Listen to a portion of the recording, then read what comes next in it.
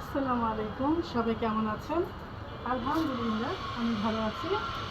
চলে আসলাম 2-3 দিন পর আম্মার বাসার ছাদে। আর এই ঝিনুক দেখ, কি সুন্দর ফুল ফুটছে না? অনেক ফুল ফুটছে কিন্তু এই গাছে, কিন্তু গাছের পাতা কই? হ্যাঁ, পাতা তো নাই।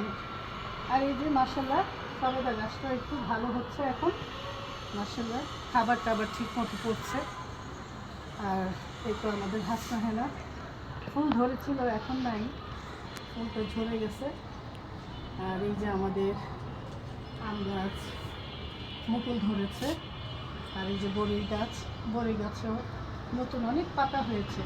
পুরান ডালগুলো আমি কেটে দিয়েছিলাম, আর মাশাআল্লাহ দিলে এই গাছে অনেক মুকুল ধরেছে। মাশাআল্লাহ মাশাআল্লাহ। আর এই গাছটায় কোনো মুকুলই আসে নাই। হ্যাঁ, ছাটাই টাটাই করে দেওয়া হয়েছে, তারপরও না। তো গাছের খাবার টাবার দেই, দেখি কি হয় এটা। আর এই যে আমাদের কমলা গাছ, আর এখানে হচ্ছে আমাদের এটা হচ্ছে লেবু গাছ, ফুল আসছে। পেঁপে গাছের কি অবস্থা, পাতা ধরছে। হ্যাঁ, পুরুষ গাছ ছিল, আমি কেটে দিয়েছি, আবার সুন্দর করে পাতা ধরছে। এখন দেখা যাক এটা ফল আসে কিনা। আর এই যে ওমা, অনেকদিন পরে এই ফুলটা ফুটছে। তো পাঁচ পাতার এই জবার মতো, এটা জবা কিনা আমি বলতে পারবো না, কিন্তু গাছটা একদমই মরে যাওয়ার মতো অবস্থা হয়েছিল, এখন আল্লাহর রহমতে ফুল ফুটেছে। আর এই যে হাজারি গোলাপ আমাদের, হ্যাঁ, একটার মধ্যে কয়টা ফুটছে? 1 2 3 4, একটা ডালের মধ্যে 5টা গোলাপ। মাশাআল্লাহ। উপরে যাই, আসো। উপরে যাচ্ছি, দেখ আমার আগে চলে গেছে।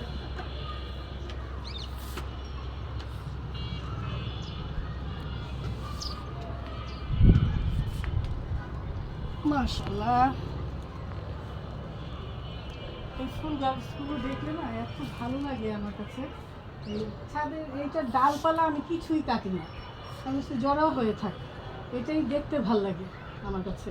আর এই যেটা দেখেন কি সুন্দর, আর্টিফিশিয়াল গাছের মতো লাগে আমার কাছে। কি হয়েছে তোমার? হ্যাঁ, ভাত আনছি, খাওয়া দাওয়া করো, ভাত খাও। খাও, আদৌ খেতে হবে না, ভাত খাও গিয়া যাও। হ্যাঁ। আর এই যে মাশাআল্লাহ সেদিন লাগিয়েছিলাম এই সিম গাছটা, ভালোই তরতাজা হয়েছে না? আর মাটি দিতে হবে ঝিনুক। আর আজকে কি রান্না করেছি চলেন দেখি। এই তো চলে এসেছি আমার রান্নাঘরে।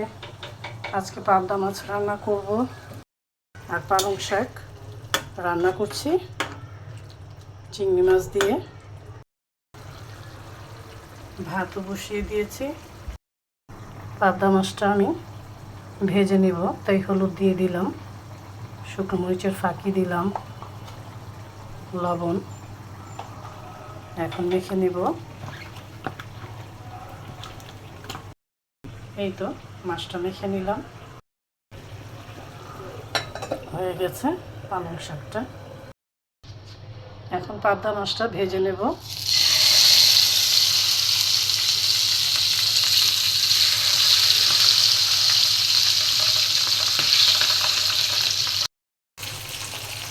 মাছটা উল্টে দিচ্ছি।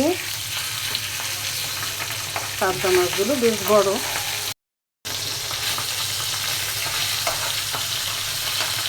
মাছটা হালকা ভেজে নিলাম।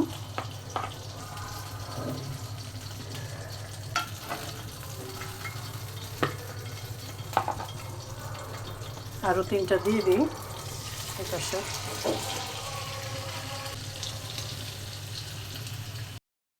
মাছটা ভাজা হয়ে গেছে, এখন মশলাটা কষিয়ে নিচ্ছি। একটু কাঁচামরিচটা ভেঙে দিয়ে দিলাম, একটা এটাও ভেঙে দিলাম, টমেটো দিয়ে দিচ্ছি। এখন মাছটা দিয়ে দিচ্ছি এক এক করে।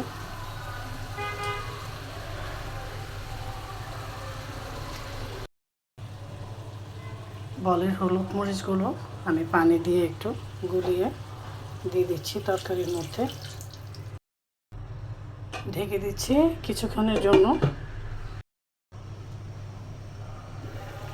দেখি কি অবস্থা তরকারির। এই তো হয়ে গেছে, পাবদা মাছের তরকারি টমেটো দিয়ে রান্না করেছি। সবাই ভালো থাকবেন, সুস্থ থাকবেন, বেশি বেশি গাছ লাগাবেন, আর গাছপালার পাশাপাশি পশু পাখিও ভালোবাসবেন। আজকে আসি, আল্লাহ হাফেজ।